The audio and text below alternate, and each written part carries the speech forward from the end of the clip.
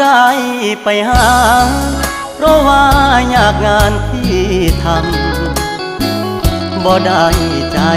ดำยังกึดน้ำตัวน้องคือเก่าบ่ได้เปลี่ยนไป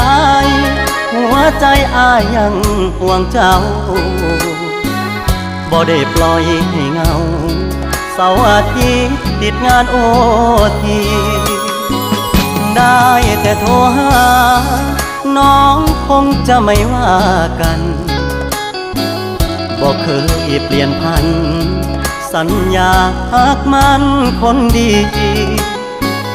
บ่ได้กักมีกิ๊กบ่ได้หลีกสัญญาที่มี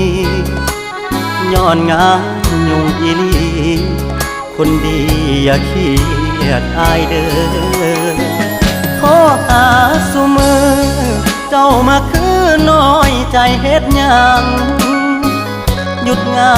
นวันวางจะเดินทางเพื่อไปพบเจออย่ามาสงสัย